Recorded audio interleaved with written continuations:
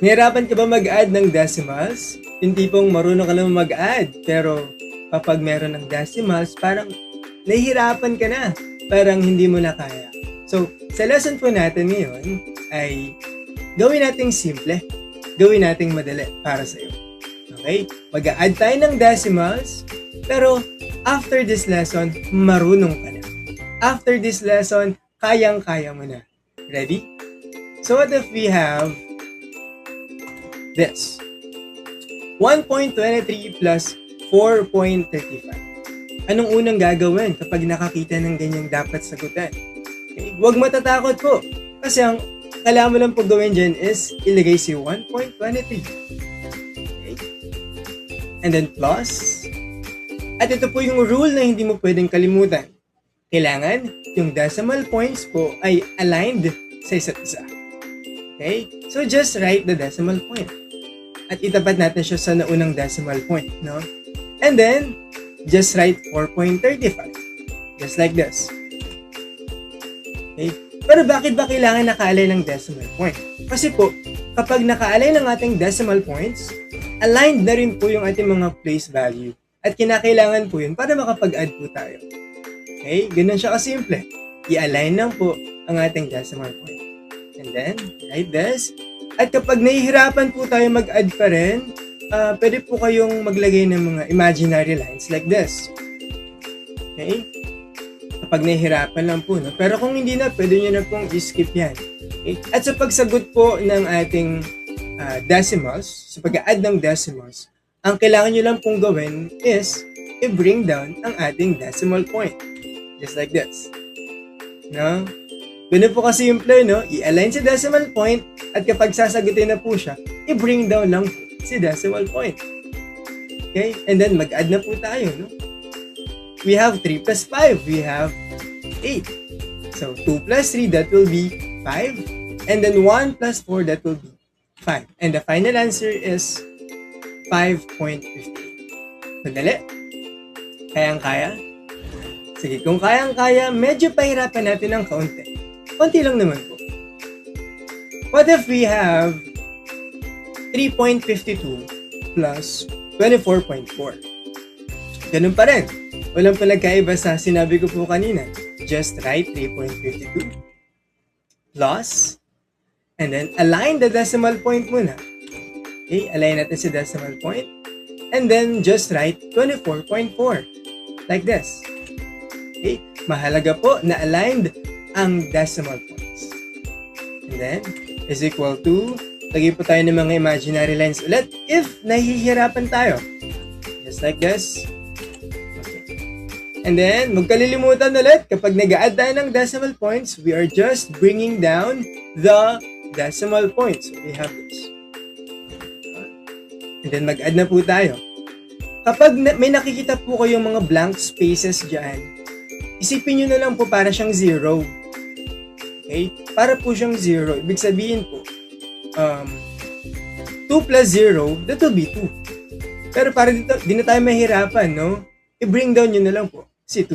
Okay? Bring down 2. So, 2 plus 0 is 2, or bring down 2. So, the answer is 2. Kaya.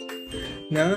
So, we have 5 plus 4, that will be 9. And then, 3 plus 4, that will be 7. And then, 0 plus 2, or just bring down 2, the answer is 2. No? So, our final answer is 27.92. Madali. Kayang-kaya pa rin. No? So, basic lang po, no? Tignan natin yung susunod nating sasagutan kung basic pa rin ba. Let's try. We have 54.2 plus 3.546. Okay, ganun pa rin. Walang pinagkaiba, ha? Ganun at ganun pa rin ang gagawin natin. Just write 54.2 plus, again, align the decimal point. And then, just write 3.546. Okay, 3.546. Okay.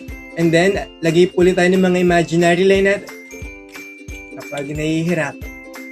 And then, ang kailangan natin gawin dyan, i-bring down ulit si decimal point. Yan ang kasimple. Kailangan aligned yung mga decimal points na yan.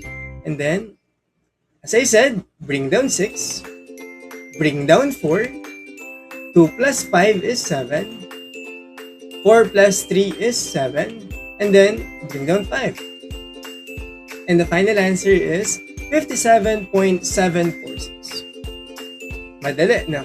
Madaling-madali. Kayang-kaya po yan. Kayang-kaya nating sagutin. Hindi ka na matatakot sa decimal point. Okay? Paano naman po yung susunod nating sasagutan?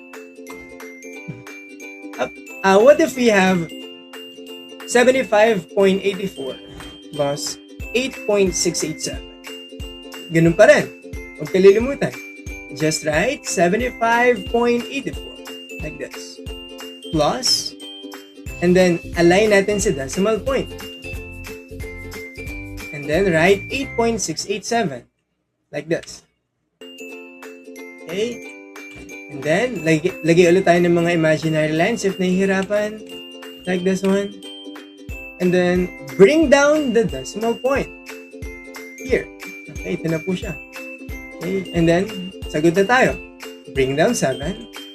4 plus 8 is 12. Okay, alam niyo naman po kapag 12 pong sagot or 2 digits na po yung sagot, okay, ihiwalay natin yung number na yon. So, 1 and 2. Write number 2 here. And then write number 1 on top. So 1 and 2, that will be 12. Okay? 1 and 2, that will be 12. Pinaghihiwalay lang natin sila. Okay?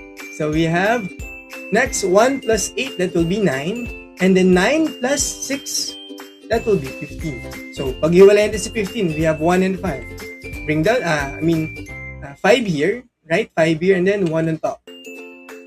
Okay? And then, answer ulit. 1 plus 5 is 6. 6 plus 8, that will be 14. So 1 and 4. 4 here and then 31. Okay, 1 on top. So 1 plus 7, that will be 8. So just write 8. Okay, our final answer is 84.527. Ganun siya kadali. Now, kayang-kaya ba sagutin? Okay. Kung kaya nang sagutin, try nyo nga po ito.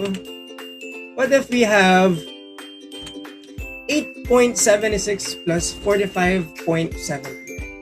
What will be the final and correct answer? Okay, pwede nyo pong ilagay yung mga sagot nyo dyan sa comment section. Titignan natin sa isa kung may nakatama bang sagot at kung sino ang tama. Okay?